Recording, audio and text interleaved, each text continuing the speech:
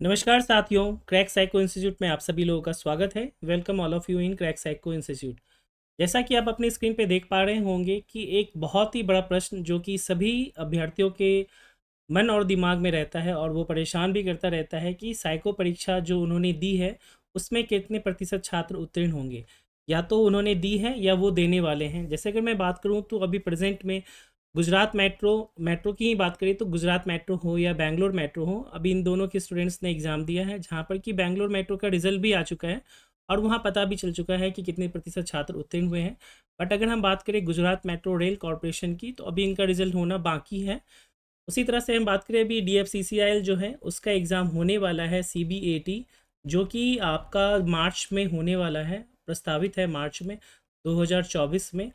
तो इनके भी जितने भी बच्चे हैं जिन्होंने CBT 1 और CBT 2 का एग्ज़ाम दे लिया है और अब जो है वो CBAT की एग्ज़ामिनेशन देने वाले हैं, तो उनके मन में ये प्रश्न ज़रूर हो रहा होगा कि साइको एग्ज़ाम में कितने प्रतिशत छात्र उत्तीर्ण होंगे। स्पेशली जो भी पोस्ट होती है, total number of post vacancy, उसके अकॉर्डिंग कितने प्रतिशत छात्र जो हैं वो होंगे। तो ये बहुत बड़ा प्रश्न है, तो इस वीडियो को आप लोग ज़रूर अंत तक ज़रूर देखिएगा। Must watch this video till and. और इसको बहुत ही अच्छी तरीके से क्वेश्चन आंसर बाय रासर आपके सामने है और वो एक केस स्टडी के रूप में आपको दिया जाएगा, जो कि एक ऑथेंटिक इन्फॉर्मेशन होगी। तो इस वीडियो को लास्ट तक जरूर देखिए। Must watch this video till your end. So welcome all of you once again.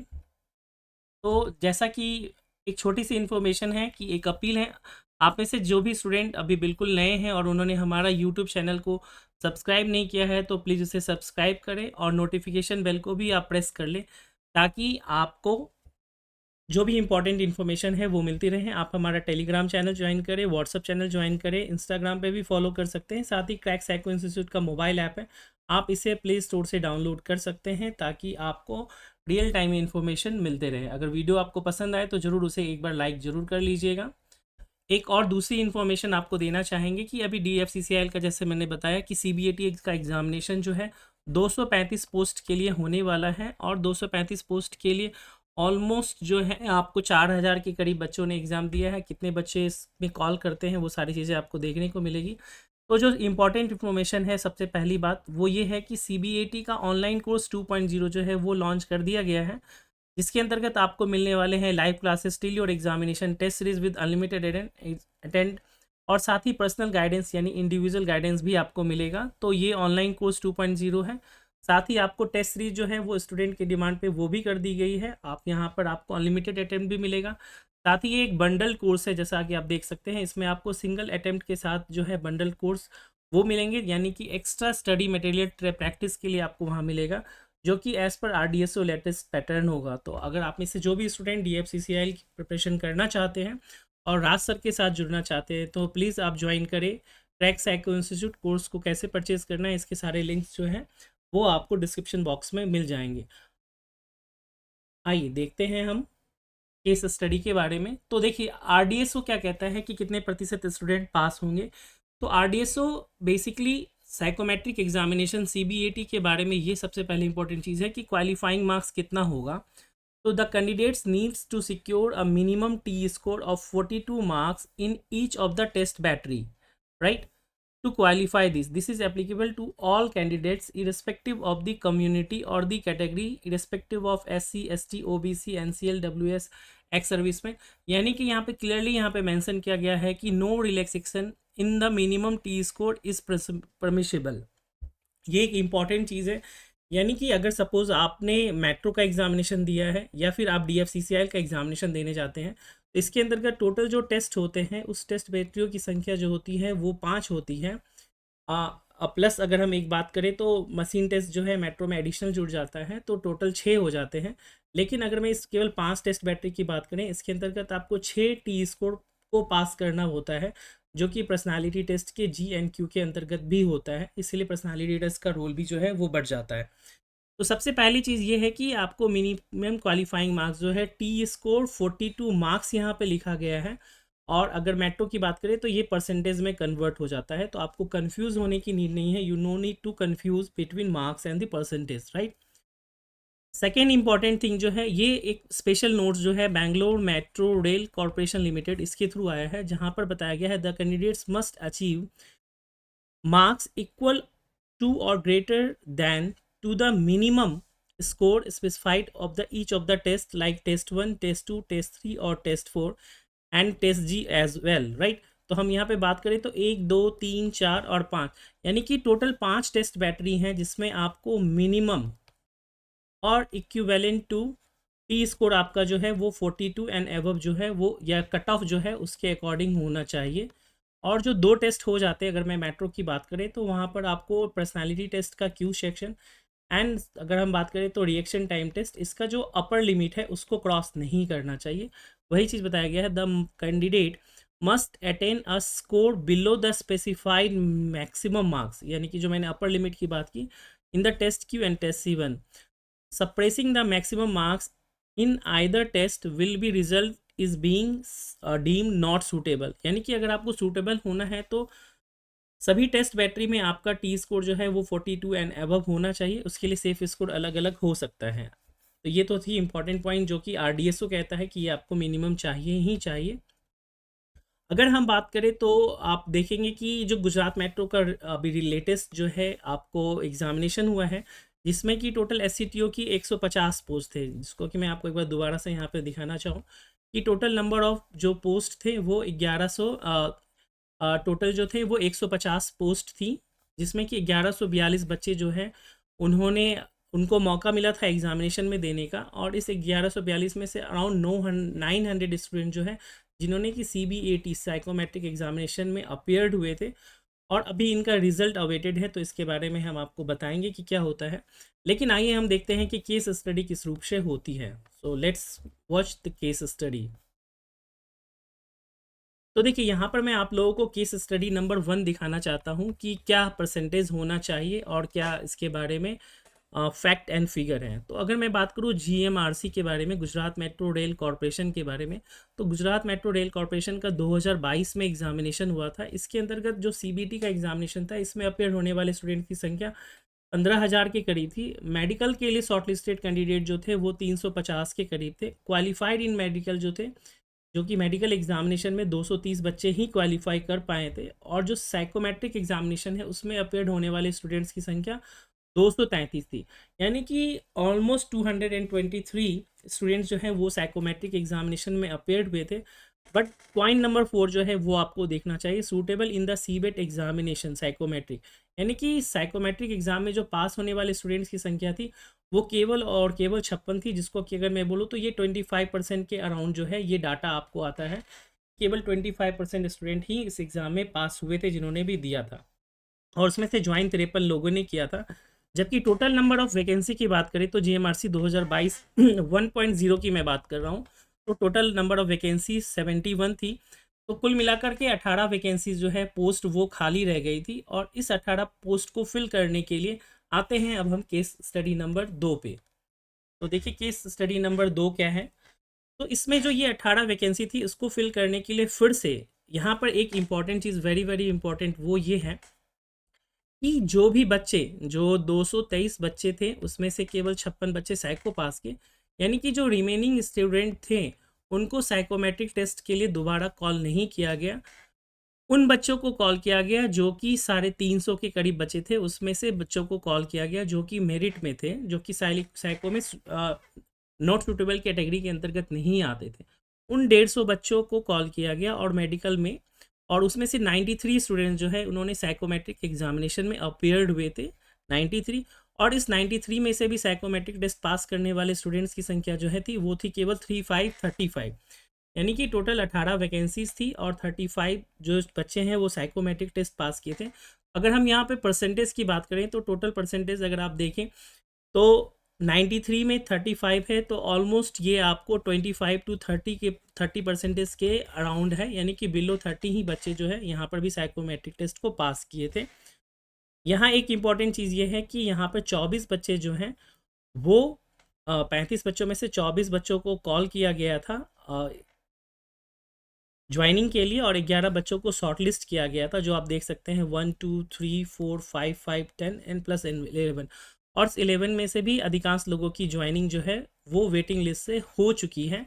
तो ये परसेंटेज है, यानी हमने देखा GMRC 1.0 उसमें 25% से नीचे बच्चे पास किए थे और 2.0 में भी ये 30% से नीचे बच्चे ही साइकोमेट्रिक एग्ज़ाम को पास किए हैं। अगर अब हम आते हैं केस स्टडी नंबर 3 पे, तो केस स्टडी नंबर 3 को आप देखें तो ये है आपका लेटेस्ट, ये आपका लेटेस्ट है और बहुत ही रिलायबल है, बहुत ही ट्रांसपेरेंट तरीके से बैंगलोर मेट्रो रेल कॉरपोरेशन ने जो अपने एससीटीओ पोस्ट थे उसके लिए एग्जामिनेशन कंडक्ट किया था, जो कि 22 नवंबर 2023 को कंडक्ट हुआ था। और इसमें उन्होंने क्लियरली बताया है कि टोटल नंबर ऑफ पोस्ट 108 थे, जिसमें कि दो बेसिकली रीजन थे, non Hyderabad region and Hyderabad region. उसमें टोटल 92 और 16 108 थे और उसमें से साइकोमेट्रिक एग्जामिनेशन के लिए 491 बच्चों को कॉल किया गया था। ध्यान रखिएगा कि ये ऑलमोस्ट जो है आपका 4 टाइम से भी अधिक जो है यहाँ पे बच्चों को कॉल किया गया था साइकोमेट्रिक एग्जामिनेशन के लिए। अगर मैं इसको 5 टाइम्स बोलूँ तो ये भी गलत नहीं होगा। और साइकोमेट्रिक एग्ज़ाम में अपेयर होने वाले बच्चों की संख्या जो थी वो 433 थी, 433 थे। यहाँ ध्यान रखिएगा कि यहाँ पर भी सूटेबल होने वाले बच्चों की संख्या 136 थी ओनली। अगर आप इसको परसेंटेज निकालने की कोशिश करेंगे तो ये भी आपको ऑलमोस्ट 30% के अराउंड के ही बच्चे जो हैं वो साइकोमेट्रिक एग्ज़ाम को सूटेबल हुए थे। यानी कि जो 70% के करीब बच्चे थे वो नॉट सूटेबल कैटेगरी के अंतर्गत आए थे। अब यहाँ जो 108 वैकेंसी थी उसमें से भी 98 लोगों को डीवी के लिए कॉल किया गया था। और तो यहाँ आगे जाने की ज़रूरत नहीं है। हमारा जो इस वीडियो का पर्पस है कि कितने परसेंटेज स्टूडेंट पास किए। तो हमने देखा चाहे वो जीएमआरसी हो, चाहे वो बैंगलोर मेट्रो हो, और अभी हम आपको दिल्ली मेट्रो की भी बात करेंगे जो कि 2013 का एक स्पेसिफिक केस है, उसके बारे में भी हम आपको बताएंगे। तो अभी हम देख रहे हैं कि 30% के करीब बच्चे ही साइकोमेट्रिक टेस्ट पास कर रहे हैं। बट अभी आपको एक शॉकिंग चीज़ जो है वो भी दिखाएंगे और इसके बारे में अभी हम आपको और भी बात करेंगे। तो let's watch the video till your and. तो यहाँ पे केस स्टडी नंबर 4 है। तो 2013 ईस्वी में 2013 में एससीटीओ पोस्ट के लिए करीब 540 के करीब पोस्ट थी। स्टार मार्क्स इसीलिए दिया गया है क्योंकि ये काफ़ी पुराना डाटा है और अवेलेबल नहीं है। तो एज़ पर माई मेमोरी मैं आपको बता रहा हूँ कि 540 के करीब बच्चे जो हैं वो टोटल पोस्ट थे। और जो टोटल पोस्ट थे 540 के करीब, और जो रिज़ल्ट निकाला गया था साइकोमेट्रिक टेस्ट में अपीयर्ड होने वाले बच्चों की संख्या, तो वो करीब 1100 के करीब थी। 1100 के करीब बच्चों ने साइकोमेट्रिक एग्जामिनेशन दिया था। और उसमें जो सूटेबल, यहाँ स्टार मार्क कर रहा हूँ, suitable in the psychometric examination जो है वो अराउंड 213 थे। तो अगर आप देखेंगे तो ये तो आपको 20% के करीब का मामला बन जाता है कि 20% के करीब, यानी कि जो अगर आप देखें तो 540 को अगर आप बोले तो टोटल साइकोमेट्रिक एग्ज़ाम 2 टाइम्स ही बच्चों ने दिया था। बट साइकोमेट्रिक पास करने वाले बच्चों की संख्या और भी कम हो गई, यानी कि जो टोटल सीट थी उसके भी आधे से कम बच्चे ही साइकोमेट्रिक टेस्ट पास कर पाए और उसके बाद फाइनल सिलेक्शन 193 के करीब हुए। तो जैसा भी आप लोगों को मालूम होगा कि Bangalore metro rail corporation limited में जो अभी रिज़ल्ट आया है तो कुछ बच्चों ने रिट पिटीशन जो है वो भी दायर की है कि एग्ज़ाम को रिकंडक्ट कराया जाए। तो इस पे मामला चल रहा है ऑनरेबल हाई कोर्ट के अंतर्गत। सेम इसी तरह की स्थिति दिल्ली मेट्रो के अंतर्गत भी हुई थी, जहां पर कि हेडक्वार्टर के बाहर स्टूडेंट्स की भीड़ जमा हो गई थी और उन्होंने बोला कि इतने कम बच्चे कैसे पास कर सकते हैं। तो वहाँ पर मैं आप लोगों को नोट के रूप में बताऊं कि वहाँ पर भी डीएमआरसी की तरफ से एक प्रेस रिलीज जारी की गई थी। डीएमआरसी की तरफ से एक प्रेस रिलीज जारी की गई थी और उसमें बताया गया था क्लियरली कि जो साइकोमेट्रिक एग्जामिनेशन होते हैं वो एक स्पेशल एग्जामिनेशन होता है, that is a very special exam. और इसमें पास करने के लिए जो योग्यता चाहिए वो नॉर्मल नहीं होती है, यानी कि हर कोई इसे पास नहीं कर सकता है। कुछ स्पेशल कैटेगरी के बच्चे होते हैं वही इसे पास कर सकते हैं, जिसके अंदर वो सारे के सारे एट्रीब्यूट्स होते हैं जो उसको पास कर सकते हैं। तो जो भी बच्चे साइकोमेट्रिक एग्ज़ाम पास नहीं कर पाए हैं उन्हें निराश होने की ज़रूरत नहीं है और उनको अदर अपॉर्चुनिटी जो है करियर के रिलेटेड वो उनको एक्सेस करना चाहिए, ना कि तमाशा या हंगामा करना चाहिए। तो उस समय डीएमआरसी ने बहुत ही स्ट्रांग जो है डिसीजन लिया था और क्लियरली उसे बताया था कि कोई री एग्ज़ाम नहीं होगा, जो भी चीज़ें हैं वो फेयर एंड सिलेक्शन है। बट डीएमआरसी के बैंगलोर मेट्रो के केस में देखते हैं कि अभी ऑनरेबल हाई कोर्ट में बीएमआरसीएल क्या केस रिप्रेजेंट करती है, राइट। तो ये तो थी केस स्टडी 4, जिसमें कि हमने आपको बताया कि यहाँ पर जो अभी हमने डाटा देखा था 30% से बिलो था, वो 20% के करीब भी जा सकता है। तो एक्चुअल में अगर मैं आपको बताऊं तो कोई सच रूल नहीं है कि साइकोमेट्रिक टेस्ट में कितने बच्चे पास करेंगे। There is a no criteria कि मिनिमम कुछ ऐसा होगा, यानी कि साइको में पास करने का कोई मिनिमम और मैक्सिमम लिमिट नहीं होता, राइट। तो ये बहुत ही वेरी वेरी इंपॉर्टेंट है कि साइकोमेट्रिक टेस्ट में पास करने के लिए कोई मिनिमम और मैक्सिमम लिमिट नहीं है उस नंबर के बारे में। जो भी बच्चे टी स्कोर 42 एंड एबव पार कर लेंगे वो साइको टेस्ट को भी सूटेबल हो जाएंगे। लेकिन साइकोमेट्रिक टेस्ट अपने आप में एक अनोखा तरह का टेस्ट होता है जिसके पास करने की योग्यता नहीं है। आपको इसको पास करने के लिए चाहिए एक इम्पॉर्टेंट गाइडेंस चाहिए, जो कि एक ऑथेंटिक हो, एक्सपीरियंस हो, साथ ही साथ अभ्यास, जिसको मैं बात करता हूँ कि प्रैक्टिस, वो इम्पॉर्टेंट है। और तीसरी जो इम्पोर्टेंट चीज़ है वो है कि आपको ये पता होना चाहिए कि आपका जो सिलेबस है वो क्या होता है। अगर वो तीनों चीज़ें आपको पता रहेंगी तो आप आराम से साइकोमेट्रिक टेस्ट को पास कर सकते हैं। तो how to qualify psychometric examination, इसके लिए हमारा स्पेशल वीडियो यूट्यूब पे है, आप वहाँ जा करके इसको देख सकते हैं। इसको कि हमने स्ट्रैटेजी नाम से एक वीडियो बनाया था। आइए इसके कुछ और फैक्ट्स और फिगर हैं उसको हम लोग दोबारा से देखते हैं। अगर आप देखें तो बैंगलोर मेट्रो रेल कॉरपोरेशन की बात करें तो वहाँ पर जो मिनिमम कट ऑफ था, यहाँ आपको बेसिकली दो चीज़ें दिख रही हैं। आप अगर देखिए तो ये वाला जो टी स्कोर है ये क्रैक साइको इंस्टीट्यूट रासर के द्वारा बनाया गया है, जहाँ पर कि बैंगलोर मेट्रो में पास में एग्ज़ाम फाइनल जितने भी मेरे स्टूडेंट थे उन सभी लोगों को एग्जामिनेशन के बाद टी स्कोर फॉर्म उनका जनरेट कराया गया रासर के थ्रू। और यहाँ पर आप डाटा देख सकते हैं कि जो भी ग्रीन लाइट्स है वो टी स्कोर 42 एंड एबव है, और जो भी रेड लाइट्स है उनका टी स्कोर 42 से नीचे है। तो टी स्कोर का जो कैलकुलेशन होता है उसको आपको समझने के लिए बहुत इंपॉर्टेंट चीज़ है वो आप समझिए। टी स्कोर कैसे कैलकुलेट होता है, तो सबसे पहले तो ये जानिए कि टी स्कोर क्या है। एक फार्मूला बेस्ड है। क्या है वो? एक फार्मूला बेस्ड है। इसके अंतर्गत दो तीन चीज़ें जो हैं वो इम्पोर्टेंट रोल प्ले करती हैं। सबसे पहले तो ये होता है कि इसके अंतर्गत स्टैंडर्ड डेविएशन होता है। दूसरी इंपॉर्टेंट चीज़ होती है इसके अंतर्गत मीन वैल्यू होता है।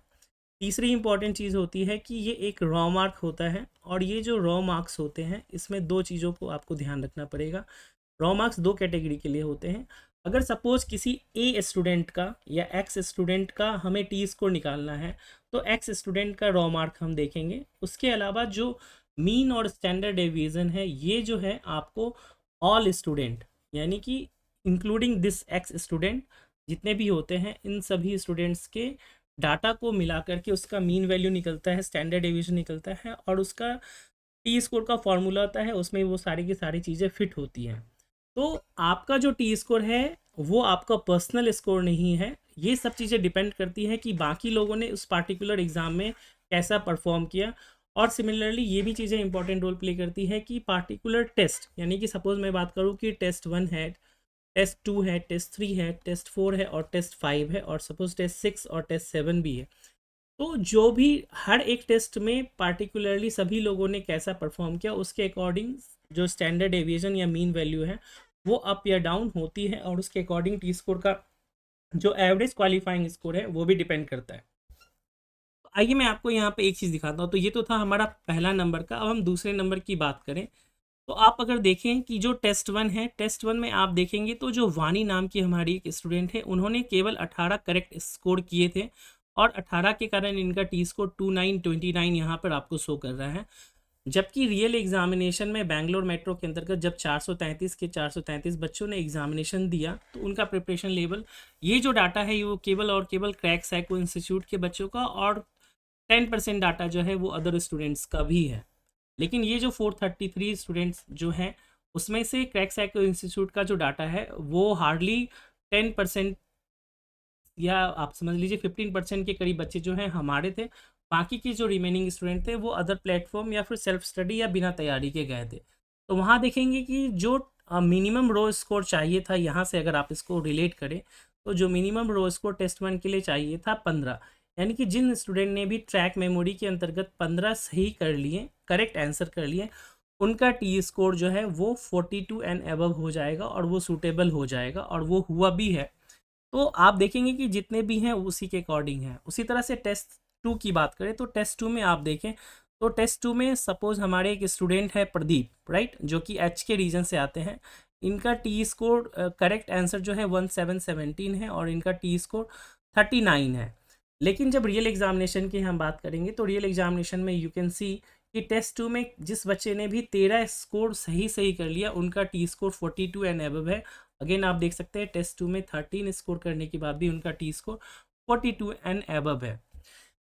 इसी तरह से आप अगर आगे चलते जाएंगे तो आपको सारी की सारी चीज़ें यहाँ पर देखने को मिलेगी। जैसे मैं आपको यहाँ पर टेस्ट क्यू की बात करूँ, क्योंकि ये बहुत ही इंटरेस्टिंग है, कई बच्चों को टेस्ट जी और क्यू के बारे में नहीं मालूम है। तो आप देखेंगे कि जिन बच्चों का -6 यहाँ पर आपको देखने को मिल रहा है, उनका टी स्कोर जो है वो आपको 41.46 है, यानी कि वो यहाँ पर नॉट सूटेबल कैटेगरी में आते हैं। लेकिन अगर हम बात करें कि टेस्ट क्यू में अंतर्गत यहाँ पर 8, यानी कि जिस बच्चे का स्कोर 8 से ज़्यादा गलत है, 8 से ज़्यादा जिसके भी क्यू में मार्क्स होंगे वो टी स्कोर को क्वालिफाई नहीं करेंगे, और 8 से नीचे वाले जितने होंगे वो सारे के सारे पर्सनालिटी टेस्ट के क्यू सेक्शन को सूटेबल हो जाएंगे। तो आपको यहाँ -6 दिख रहा है, लेकिन ये यहाँ पर अगर रियल एग्ज़ाम की बात करें तो वो पास है।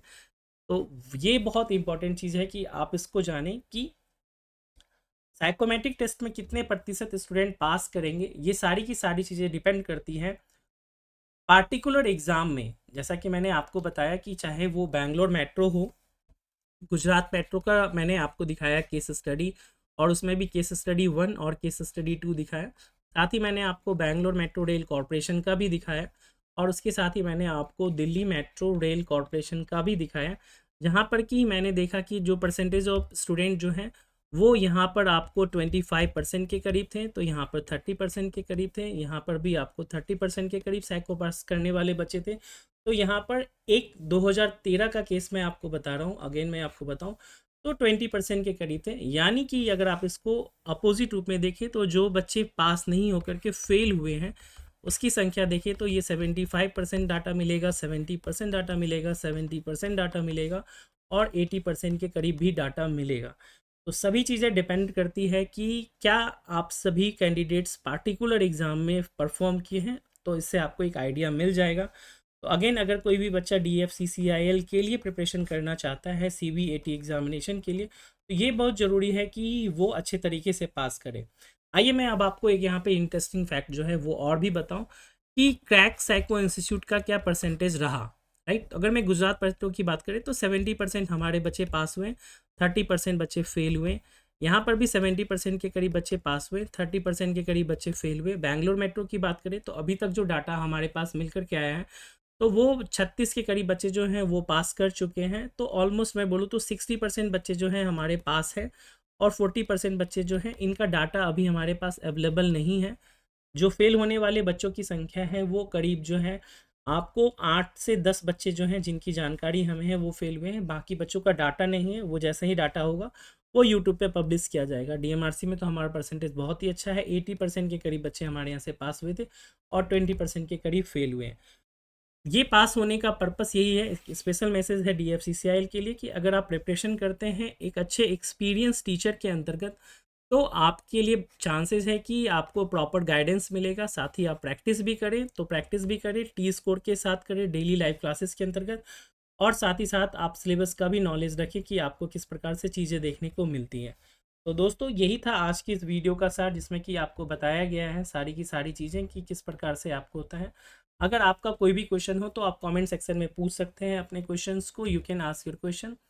Thanks for watching. If you want any type of queries you want to solve from the Rasa, just ask 8826901833 on our WhatsApp message. Join कीजिए हमें। Thank you for watching. अगर वीडियो आपको पसंद आया हो तो प्लीज़ वीडियो को like कीजिएगा और ज़्यादा से ज़्यादा दोस्तों के बीच शेयर भी कीजिएगा।